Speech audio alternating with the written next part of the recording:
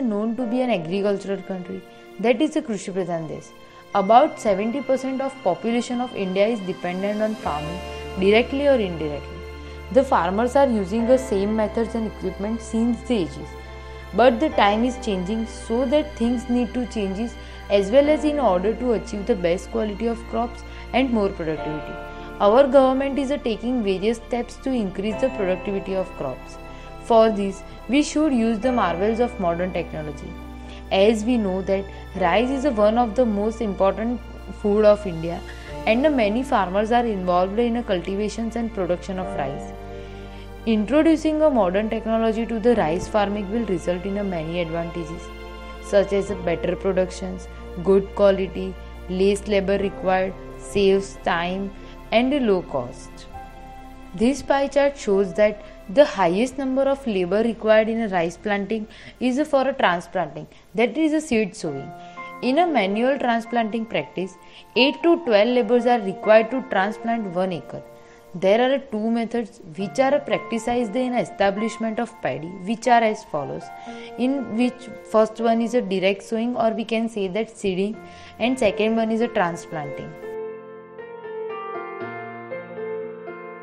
In this method, the seeds are directly sown in a field, same as other crops. More seeds are required. The seeds may be exposed to birds, rats, snails. There is a greater crop weed competitions as rides and weeds are of a similar age. Mechanical weed control is difficult, and flood and drought can be damage the seeds. To overcome these limitations, the transplanting method is used for a paddy cultivation. In this method, seed is sown in one place, and the seedling after they have grown a little are transplanted to another. This is done in order to get higher yields and less weeding. In India, the extent of transplanted rice is decreasing due to the scarcity of labor, resources, and reduction in the cultivation of 4-month rice varieties. Transplanting is tedious and time consuming. Planting labor can suffer from a back problem. Difficult to get enough labor at peak period to plant on a time. Difficult to maintain an optimum spacing and uniform plant density, especially with the random transplanting and contract labor. Low plant density with contract transplanting on area basis lower yields, and risk in a rain-fed areas that seedling may get too old before rain falls and the field is ready to be planted. For solving the mentioned problem, we have made a rice planting machine which is user-friendly and efficient. The main objective of our project is to increase the transplanting of a paddy seedling by decreasing the labor, cost and time. The main components of a rice planting machines are base wheels, chain drive, gear pair, mechanical arm and a paddy support plate. Wheels are basic yet important part of a whole rice planting mechanism. The power is generated from wheels. As the wheels rotates, the power will be transmitted to mechanical arms. The wheels are given to a guide roads so that wheel can move easily in a wetlands. The guide roads are placed such that the holes made by it are actually the place where the paddy seedling are planted by the mechanical arms. It is used to transmit the power produced by base wheels to the mechanical arms, as a result of which it oscillates. It is used to reverse the rotational direction from anti-clockwise to clockwise direction. The mechanical arms are placed parallel to the wheels. The work of mechanical arm is to grasp the paddy seedling from the paddy support plate and plant it in the field.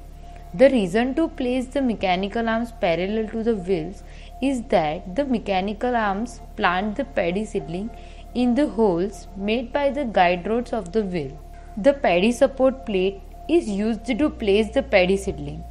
The main objective of it is to place seedlings such that the seedling do not fall off while plantation process and the mechanical arm can grasp it easily and the seedling are not damaged. When the machine is pushed in the field for operating it, the base wheel rotates in anti-clockwise direction. This produces a power which is transmitted towards the mechanical arms with the help of chain drive. Here, gear pair plays a vital role as it changes the rotational direction from anti-clockwise to clockwise direction. The mechanical arms start oscillating on its axis. While oscillating, it grabs the paddy seedling from paddy support plate and plants it in the field. Theoretically, when rice planting machine is pushed for a 3000 mm distance, the number of a paddy seedling transplanted is 10 in one column. So totally 20 seedling get transplanted. Practically, when rice planting machine were brought into action and pushed up to 3000 mm distance, the total number of a seedling transplanted were 20. The time taken for this was 17 seconds. Total number of paddy seedling transplanted in a 1 hour is 4200. In a 1 hectare area, there is approx 330 columns and approx 330 rows of paddy seedling can be transplanted, so that the total number of paddy seedling transplanted in a 1 hectare is approx 1,10,000. The total time required in a transplanting is 26.4 to 27 hours. The rice planting machine has been designed and fabricated satisfactorily.